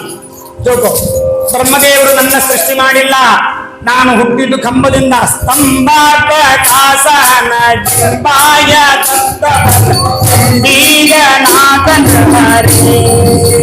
ಆ ಸ್ತಂಭಾತ್ಮಕ ನಾನು, ಕಂಬದಿಂದ ಹುಟ್ಟಿರ್ತಕ್ಕಂಥವನು. ಕಂಬಪ್ಪ ಕಂಬಮ್ಮ. ನೋಡ್ರಿ, ನರಸಿಂಹದೇವರಿಗೆ ತಂದೆ ತಾಯಿ ಇಲ್ಲ. ಬೇರೆ ಅವತಾರದಲ್ಲಿ ಹೇಳ್ಬೋದು, ರಾಮಕೃಷ್ಣ ಅವತಾರದಲ್ಲಿ ತಂದೆ ತಾಯಿಗಳು ಹೇಳ್ಬೋದು. ನರಸಿಂಹಾವತಾರದಲ್ಲಿ ಯಾರಿಗೆ ಹೇಳ್ತೀರಿ? ಕಂಬದಿಂದ ಒಡೆದು ಬಂದಿದ್ದಾನೆ. ಅವನಿಗೆ ಯಾವುದೇ ವಿಧವಾಗಿರತಕ್ಕಂತಹ ಶುಕ್ಲ ಶೋಣಿಕ ಸಂಬಂಧವಿಲ್ಲ, ತಂದೆ ತಾಯಿಗಳ ಸಂಬಂಧವಿಲ್ಲದೆ ಇರತಕ್ಕಂತಹ ಸ್ವಾಮಿ ಅವತಾರ ಮಾಡಿ ಬಂದು ಆ ದುಷ್ಟನಾಗಿರ್ತಕ್ಕಂತಹ ಹಿರಣ್ಯಕಶಿಪುವಿನನ್ನು ಸಂಹಾರ ಮಾಡ್ತಾನೆ. ಆಗ ಅವನ ಕೊರಳ ಮಾಲೆಯನ್ನು ಕಿತ್ತಿ ತಾನು ಕೊರಳಿಗೆ ಹಾಕಿಕೊಡ್ತಕ್ಕಂತಹವನಾಗಿ ಇರುವಂತಹ ಸಂದರ್ಭದಲ್ಲಿ ಆಗ ಉಗ್ರ ರೂಪ ನೋಡಿ ಗಾಬರಿಯಾಗಿ ಬ್ರಹ್ಮಾದಿ ದೇವತೆಗಳು ಬಂದು ಪ್ರಾರ್ಥನೆ ಮಾಡ್ತಾ ಇದ್ದಾರೆ, ಸ್ವಾಮಿ ಅನುಗ್ರಹ ಮಾಡು. ನೀನು ಈ ರೂಪ ಇದು ಪ್ರಳಯ ಕಾಲದ ಕಲ್ಪಾಂತದಲ್ಲಿರುವ ರೂಪ, ದುಷ್ಟನನ್ನು ಒಬ್ಬನನ್ನು ಸಂಹಾರ ಮಾಡಲಿಕ್ಕೆ ಇಂಥ ರೂಪ ತಾಳಿದ್ದಿ ಅಂತ ಎಲ್ಲರೂ ಬಂದು ಸ್ತೋತ್ರ ಮಾಡಿದರು. ಬ್ರಹ್ಮದೇವರು, ಇಂದ್ರದೇವರು, ರುದ್ರದೇವರು ಎಲ್ಲರೂ ಬಂದು ಸ್ತೋತ್ರ ಮಾಡಿದರೂ ಕೂಡ ದೇವರು ಶಾಂತನಾಗಲೇ ಇಲ್ಲ. ಕೊನೆಗೆ ಹೇಳಿದ್ರು, ಅಮ್ಮ ಲಕ್ಷ್ಮೀ ನೋಡಮ್ಮ, ನಿನ್ನ ಗಂಡನ್ನು ಶಾಂತ ಮಾಡೋದು ನಿನ್ನ ಡ್ಯೂಟಿ. ಯಾಕೆಂದ್ರೆ ನಿತ್ಯ ಕೂಡ್ಕೊಂಡಿರೋರು ನೀವು, ಯಾವಾಗಾದ್ರೂ ಬರೋರು ನಾವು. ನಿಮ್ ಡ್ಯೂಟಿ ನೀನೇನಾದ್ರೂ ಮಾಡುವಂತ ಲಕ್ಷ್ಮೀ ದೇವಿ ಹೇಳಿದ್ರೆ, ಲಕ್ಷ್ಮೀ ದೇವಿ ಹೇಳ್ತಾಳೆ, ದೇವರು ನನ್ನ ಸಲುವಾಗಿ ಬಂದಿಲ್ಲ, ನನ್ನ ಈ ರೂಪ ನೋಡಿ ಆ ದೇವರು ಶಾಂತನಾಗುವುದಿಲ್ಲ. ಅದೃಷ್ಟಾಶ್ರುತ ಪೂರ್ವತ್ವಾತ್ ಸಾನೋಪೇಯಾಯ ಶಂಕಿತ. ಲಕ್ಷ್ಮೀ ದೇವಿ ಹೇಳ್ತಾಳೆ, ದೇವರು ಯದ್ಯಪಿ ದೇವರನ್ನು ಶಾಂತ ಮಾಡುವ ದೇವರ ವಿಚಾರವನ್ನು ಲಕ್ಷ್ಮೀ ದೇವಿ ತಿಳಿದವಳು. ಅವಳು ಹೇಳ್ತಾಳೆ, ನಾನಿಂತ ರೂಪನೇ ನೋಡಿಲ್ಲ. ಶ್ರೀಮದಾಚಾರ್ಯ ನಿರ್ಣಯವನ್ನು ಹೇಳ್ತಾರೆ. ಈಗ ಲಕ್ಷ್ಮೀ ದೇವಿ ಹೇಳ್ತಾಳಂತೆ, ರೂಪ ನೋಡಿಲ್ಲ ಅಂತ ಹೇಳಿದ್ದು ಯಾಕೆ ಅಂದ್ರೆ ದೇವರು ಬಂದಿದ್ದು ಪ್ರಹ್ಲಾದನಿಗಾಗಿ. ಇಂದ್ರನಿಗಾಗಿ ಬಂದಿಲ್ಲ, ಚಂದ್ರನಿಗಾಗಿ ಬಂದಿಲ್ಲ, ಬ್ರಹ್ಮನಿಗಾಗಿ ಬಂದಿಲ್ಲ, ಲಕ್ಷ್ಮೀ ದೇವಿಗಾಗಿ ಬಂದಿಲ್ಲ. ಆ ನರಸಿಂಹದೇವರಿಗೆ ನರಸಿಂಹದೇವರು ಬಂದಿದ್ಯಾಕೆ ಭಗವಂತ ಪ್ರಹ್ಲಾದ ಕರೆದಿದ್ದಾನಂತ ಬಂದಿದ್ದ. ಅದಕ್ಕಾಗಿ ಅವಳು ಹೇಳ್ತಾಳೆ, ನನ್ನನ್ನು ಕಳಿಸ್ಬೇಡ್ರಿ, ಪ್ರಹ್ಲಾದನ ಕಳಿಸ್ರಿ ಅಂತ. ಪ್ರಹ್ಲಾದ ಮಹಾರಾಜನ ಮುಂದೆ ಕಳಿಸಿದ್ರೆ 5 ವರ್ಷದ ಹಸುಳೆ ಬಾಲಕ ಮುಂದೆ ಬಂದು ನಿಲ್ತಕ್ಕಂತವನಾಗ್ತಾ ಇದ್ದಾನೆ. ಆಗ ಆ ಪ್ರಹ್ಲಾದ ರಾಜ ತಾನು ಸ್ತೋತ್ರವನ್ನು ಮಾಡ್ತಾ ಇದ್ದಾನೆ, ನಡುಗುತ್ತಾ ಇದ್ದಾನೆ. ಏನಿದು ಆ ರೂಪ ನೋಡ್ತಾ ಇದ್ದಾನೆ. ಆಗ ಪ್ರಾರ್ಥನೆ ಮಾಡ್ತಾನೆ, ಏನು ಸ್ವಾಮಿ? ಬ್ರಹ್ಮಾದಯ ಸುರಗಣ ಮುನಯೋಗ ಸಿದ್ಧಾಃ ಸತ್ವೇಕತಾನಮತಯೋಗಜ ಸಂಪ್ರವಾಹೈಃ. ಆಗ ಅಲ್ಲಿ ಹೇಳ್ತಾ ಇದ್ದಾನೆ, ಸ್ವಾಮಿ ನರಸಿಂಹ ಉಗ್ರರೂಪನಾದವನೇ, ಬ್ರಹ್ಮಾದಿಗಳ ಸ್ತೋತ್ರಕ್ಕೆ ನೀನು ಒಲಿಗೆ ಇದ್ದಕ್ಕಂಥವನು ಕಿಮು ಉಗ್ರ ಜಾತೆ. ಇನ್ನು ಉಗ್ರ ಕುಲದಲ್ಲಿ, ರಾಕ್ಷಸ ಕುಲದಲ್ಲಿ, ದೈತ್ಯ ಕುಲದಲ್ಲಿ ಹುಟ್ಟಿರ್ತಕ್ಕಂತಹ ನನಗೆ ನೀನು ಅನುಗ್ರಹ, ನನ್ನ ಸ್ತೋತ್ರಕ್ಕೆ ನೀನು ಮೆಚ್ಚುತ್ತೀಯಾ? ಅದಕ್ಕಾಗಿ ದಯವಿಟ್ಟು ನರಸಿಂಹ ಶಾಂತನಾಗು, ನನ್ನ ಮೇಲೆ ಅನುಗ್ರಹ ಮಾಡಪ್ಪ ಅಂತ ಪ್ರಾರ್ಥನೆ ಮಾಡ್ತಾ ಇದ್ದಾನೆ. ಅವನ ಪ್ರಾರ್ಥನೆ ಅದ್ಭುತವಾಗಿರ್ತಕ್ಕಂತಹ ಪ್ರಾರ್ಥನೆ. ಕೊನೆಗೆ ಹೇಳ್ತಾನೆ, ನೀನಿಷ್ಟು ಸಿಟ್ಟು ಮಾಡಿದರೆ ನಾನು ಅಂಜೋನಲ್ಲ ಅಂದ. ನೋಡ್ರಿ, ಪ್ರಹ್ಲಾದ ಮಹಾರಾಜ ಹೇಳ್ತಾನೆ, ನೀನಿಷ್ಟು ಸಿಟ್ಟು ಮಾಡಿದರೆ ನಿನ್ನ ಸಿಟ್ಟಿಗೆ, ನಿನ್ನ ರೂಪಕ್ಕೆ ನಾನು ಅಂಜಿಲ್ಲ ಭಗವಂತ, ನಾನು ಅಂಜಿದ್ದದಕ್ಕೆ ಗೊತ್ತೋ. ಆಗ ಅಲ್ಲಿ ಹೇಳ್ತಾ ಇದ್ದಾನೆ, ನಾನು ಅಂಜಿರುವಂತಹದ್ದು ಸಂಸಾರ ಚಕ್ರ, ಈ ಸಂಸಾರವೆಂಬಂತಹ ಚಕ್ರಕ್ಕೆ ನಾನು ಅಂಜಿಬಿಟ್ಟಿದ್ದೆ. ಸಂಸಾರದಲ್ಲಿ ಬರತಕ್ಕಂತಹ ಸುಖ ದುಃಖಾದಿಗಳಿಗೆ ನಾನು ಅಂಜಿದ್ದೇನೆ. ಇಂತಹ ಯಾವ ಸಂಸಾರದಲ್ಲಿ ನಡೀತಕ್ಕಂತಹದ್ದು ನನಗೆ ಯಸ್ಮಾತ್ ಪ್ರಿಯ ಪ್ರಿಯ ವಿಯೋಗ ಸುಯೋಗ ಜನ್ಮ, ಇಂತಹ ದುಃಖದಿಂದ ಸಂಸಾರದಿಂದ ನಾನು ದುಃಖ ಪಡ್ತಕ್ಕಂತಹದ್ದಾಗಿದೆ ಸ್ವಾಮಿ. ಇಂತಹ ದುಃಖ ನನಗೆ ಕೊಡ್ತಕ್ಕಂತಹದ್ದಾಗೋದು ಬೇಡ ಅಂತ ಹೇಳಿ ಪ್ರಾರ್ಥನೆಯನ್ನು ಮಾಡಿಕೊಡ್ತಾನೆ. ಆಗ ಆ ನರಸಿಂಹದೇವರು, ಇಲ್ಲಪ್ಪ, ನೀನೇನಾದರೂ ವರ ಕೇಳಬೇಕು, ನೀನು ಪ್ರಾರ್ಥನೆ ಮಾಡಿಕೊಂಡಿದ್ದೀಯಾ, ನಾನು ಬಂದಿದ್ದೇನೆ, ಏನಾದ್ರೂ ವರ ಕೇಳು ಅಂತ ಕೇಳಿದರೆ, ಆಗ ಪ್ರಹ್ಲಾದರಾಜರು ಹೇಳ್ತಾರೆ, ನಾನು ಕೇಳಿದೆ, ನೀನು ಕೊಟ್ಟು ಬಿಟ್ಟಿ ಅಂದ್ರೆ ನೀನು ವ್ಯಾಪಾರಿ, ನಾನು ಗಿರಾಕಿ ಆಗಿಬಿಡ್ತೀನಿ ಸ್ವಾಮಿ. ನಾನು ಕೇಳದೆ, ನೀನು ಕೊಟ್ಟಿ, ನಿನಗೆ ನನಗೆ ಸಂಬಂಧ ಮುಗಿದು ಹೋಯ್ತು, ಇವತ್ತಿಗೆ ಮುಗಿಯೋದು ನಾ ಸಂಬಂಧ. ಇದು ಕೊನೆಯವರೆಗೆ ಇರತಕ್ಕಂತಹದ್ದು. ಮೋಕ್ಷಂ ತಾಲೂಕ ಸಾರೋಗ್ಯ ವಾರ್ತೆಯನ ಕದಾಚನ ಇಚ್ಛಾಮ್ಯಹಂ ಮಹಾಭಾಗ ಕಾರುಣ್ಯಂ ತಪಸುತ್ತ. ಭಗವಂತ, ನಿನ್ನ ಕಾರುಣ್ಯ ನನ್ನ ಮೇಲೆ ಇರಬೇಕು, ಅಷ್ಟು ಮಾತ್ರ ಕೊಡು. ಆಗ ನರಸಿಂಹದೇವರು ಇರ್ತಾರೆ, ಇಲ್ಲಪ್ಪ, ನಾನು ಅವತಾರ ಮಾಡಿ ಬಂದಾಗ ಯಾರಿಗಾದ್ರೂ ವರ ಕೊಡ್ಲೇಬೇಕು, ವರ ಕೇಳಿ. ಆಗ ಪ್ರಹ್ಲಾದರಾಜರು ಹೇಳ್ತಾರೆ, ನನಗಾಗಿ ವರ ಕೇಳುವಂತಹದ್ದಿಲ್ಲ, ನನಗೆ ಬೇಡ. ಕೇಳ್ತಿ ಅಂದ ಮೇಲೆ ಆ ಜನ್ಮದಿಂದ ಆರಂಭ ಮಾಡಿಕೊಂಡು ನಿನ್ನನ್ನು ದ್ವೇಷ ಮಾಡಿದ ನನ್ನ ತಂದೆಯನ್ನು ಉದ್ಧಾರ ಮಾಡು ಸ್ವಾಮಿ, ನನಗಾಗಿ ಬೇಡ. ಅವನು ನಿನ್ನನ್ನು ನಾಶ ಮಾಡಿ ಹಾಕತಕ್ಕಂಥವನಾಗಿದ್ದಾನೆ. ಅದಕ್ಕಾಗಿ ಅವನನ್ನು ನೀನು ನಾಶ ಮಾಡಿದ್ದೀಯಾ, ಅದಕ್ಕಾಗಿ ಅವನಿಗೆ ಉದ್ಧಾರ ಮಾಡಿಬಿಡು ಸಾಕು ಅಂತ ಕೇಳಿದರೆ ನರಸಿಂಹದೇವರು ಹೇಳ್ತಾರೆ, ನೋಡಪ್ಪ ಪ್ರಹ್ಲಾದ, ನಿನ್ನಂತಹ ಒಬ್ಬ ಭಗವತ್ ಭಕ್ತ ಇದ್ದರೆ ತ್ರಿಸಪ್ತವಿಪಿತಾಭೂತಃ, ನಿನ್ನ 21 ಕುಲಗಳು ಉದ್ಧಾರ ಆಗ್ತದೆ. ನಿನ್ನಂತಹ ಒಬ್ಬ ಭಗವತ್ ಭಕ್ತ ಇದ್ದರೆ ಹಿಂದಿನ 10 ಕುಲ, ಮುಂದಿನ 10 ಕುಲ, ನೀನೊಬ್ಬವ, ಹೀಗೆ 21 ಕುಲಗಳು ಉದ್ಧಾರವಾಗ್ತಕ್ಕಂತಹದ್ದಾಗಿದೆ ಅಂತ ಹೇಳಿ ಆ ಪುಟ್ಟ ಬಾಲಕನಾದ ಪ್ರಹ್ಲಾದನನ್ನು ತೊಡೆ ಮೇಲೆ ಕೂಡಿಸಿಕೊಂಡು ಅನುಗ್ರಹ ಮಾಡಿದಾಗ ಬ್ರಹ್ಮಾದಿ ದೇವತೆಗಳು ಬಂದು ಆ ನರಸಿಂಹದೇವರನ್ನು ಪ್ರಾರ್ಥನೆ ಮಾಡಿಕೊಳ್ತಕ್ಕಂತಹವರಾಗ್ತಾ ಇದ್ದಾರೆ. ಆ ನರಸಿಂಹದೇವರಿಗೆ, ಸ್ವಾಮಿ ಅವತಾರ ಮುಗಿಸಿಬಿಡು ಸಾಕು, ಶಾಂತನಾಗಿದ್ದೀಯಾ, ಉಗ್ರಂ ವೀರಂ ಮಹಾವಿಷ್ಣು ಅಂತಹ ನರಸಿಂಹದೇವರೇ, ನೀವು ನಮಗೆ ಅನುಗ್ರಹ ಮಾಡಿ ನರಮೃಗ ರೂಪದಿಂದ ಇಂತಹ ಯಾವ ಆ ಒಂದು ಭಗವಂತ ನೀನು ನರಸಿಂಹ ರೂಪಕನಾಗಿ ಅನುಗ್ರಹ ಮಾಡಿದ್ದೀಯಾ. ಶುಕಾಚಾರ್ಯ ಪರೀಕ್ಷಿತ ರಾಜನಿಗೆ ಹೇಳ್ತಾರೆ, ನೋಡಪ್ಪ, ದೈತ್ಯ ಬಾಲಕನಾದ ಪ್ರಹ್ಲಾದನಿಗೆ ಭಗವಂತ ಅನುಗ್ರಹ ಮಾಡಿದ. ಬರೇ ದೇವತೆಗಳಿಗೆ ಮಾತ್ರ ದೇವರ ಅನುಗ್ರಹ ಮಾಡ್ತಾನೆ ಅಂತಲ್ಲ, ದೇವರಲ್ಲಿ ಪಕ್ಷಪಾತ ಇಲ್ಲ, ಸ್ವಾಮಿಯಲ್ಲಿ ಪಕ್ಷಪಾತವಿಲ್ಲ. ಜಗದೊಡೆಯ ಯಾರು ಭಕ್ತಿ ಮಾಡ್ತಾರೋ ಅವನಿಗೆ ಭಗವಂತ ಒಲಿತಾನೆ. ಭಕ್ತಿಯ ತುಷ್ಯತಿ ಕೇಶವ, ಭಕ್ತಿಗೆ ಮಾತ್ರ ಆ ಭಗವಂತ ಅನುಗ್ರಹ ಮಾಡ್ತಾನೆ ಅನ್ನುವಂತಹ ವಿಚಾರವನ್ನು ತಿಳಿಸಿ ಭಗವಂತನಲ್ಲಿ ಯಾವ ದೋಷಗಳಿಲ್ಲ, ವೈಷಮ್ಯ ನೈರ್ಗಣ್ಯಗಳಿಲ್ಲ ಅನ್ನುವಂತಹ ವಿಚಾರವನ್ನು ತಿಳಿಸಿ ಆ ಭಕ್ತನಾಗಿರ್ತಕ್ಕಂತಹ ಪ್ರಹ್ಲಾದನಿಗೆ ಅನುಗ್ರಹ ಮಾಡಿದಂತಹ ಆ ನರಸಿಂಹದೇವರ ಸ್ಮರಣೆಯನ್ನು ಮಾಡಿ ಈ ಒಂದು ಪವಿತ್ರವಾಗಿರ್ತಕ್ಕಂತಹ ಹರಿಕಥೆಯನ್ನು ಮುಗಿಸ್ತಕ್ಕಂತಹ ನರಸಿಂಹ ನರಸಿಂಹ ನರಸಿಂಹ ನರಸಿಂಹ ನರಸಿಂಹ ನರಸಿಂಹ ನರಸಿಂಹ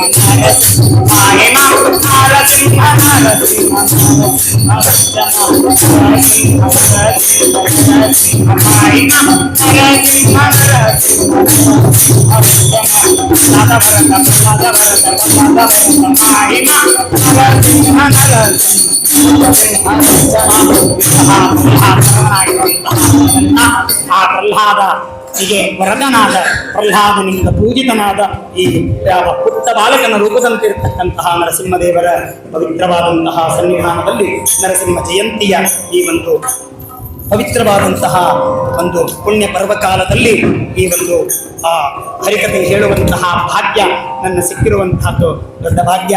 ಆಚಾರ್ಯರು ಅವರ ಕುಟುಂಬದವರೆಲ್ಲರೂ ಸೇರಿ ಮಾಡಿರುವಂತಹ ಮತ್ತು ಸ್ವಾಮಿಗಳು ಅನುಗ್ರಹ ಮಾಡಿ ಈ ಒಂದು ಸ್ಥಾನವನ್ನು ನಮಗೆ ದಯಪಾಲಿಸಿ ಆ ನರಸಿಂಹನಿಂದ ಅಭಿನ್ನನಾದ ರಾಮದೇವರನ್ನು ಪ್ರತಿಷ್ಠಾಪಿಸಿದ ಒಂದು ಪವಿತ್ರವಾದಂತಹ ಈ ಸ್ಥಾನದಲ್ಲಿ ಹರಿಕಥೆ ಅದು ನಡೀತಕ್ಕಂತಹದ್ದಾಗಿದೆ. ಈ ಹರಿಕಥೆಯಲ್ಲಿ ಅನೇಕ ತಪ್ಪುಗಳಿದ್ದರೆ ಅದು ನನ್ನ ಅಜ್ಞಾನದಿಂದ ಸರಿಯಾಗಿದ್ದರೆ ಅದು ಗುರುಗಳ ಪರಮಾನುಗ್ರಹ, ಇದು ನನ್ನ ಪ್ರಯತ್ನ ಅಂತ ತಿಳಿಸ್ತಾ ಮಂಗಳವನ್ನು ಹಾಡೋಣ. ಮಂಗಳಂ ಸರ್ವೇಶ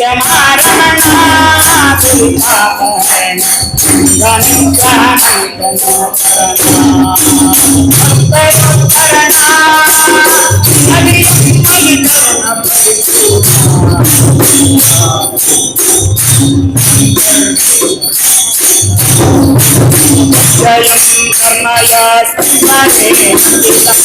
जयं नमितो नामला जयो युजर कर्मवी अमृता जयति वरानमि आयेना माता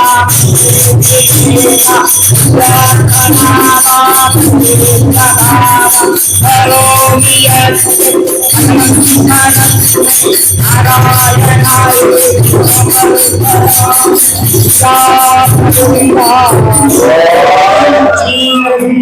गोविंद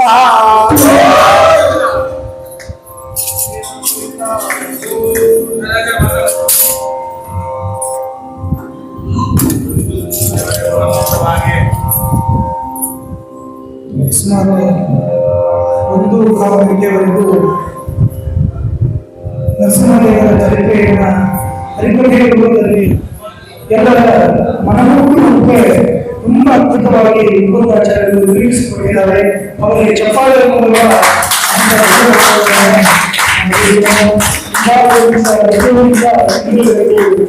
ಆಗಮಿಸಿ ಈ ಉತ್ತಮವಾದ ನರಸಿಂಹದೇವರ ಸೇವೆಯನ್ನ ಆಚಾರ್ಯರ ವಾಕ್ಯ ಅವರ ಸೇವೆ ಅನ್ವಯವಾಗಿ ಒಂದು ದಂಪತಿಗಳು ಹೊಂದಿದ್ದಾರೆ. ಅದು ವಿಶೇಷ ಒಂದು ಈ ವಿಶೇಷವಾದ ಸೇವೆಯನ್ನ ಸಲ್ಲಿಸಿಕೊಟ್ಟಿದ್ದಕ್ಕಾಗಿ ಮುಖಂಡಾಚಾರ್ಯರಿಗೆ ಅನಂತ ನಮಸ್ಕಾರವನ್ನು ತಿಳಿಸ್ತಾ ಧನ್ಯವಾದ ತಿಳಿಸುತ್ತೇನೆ.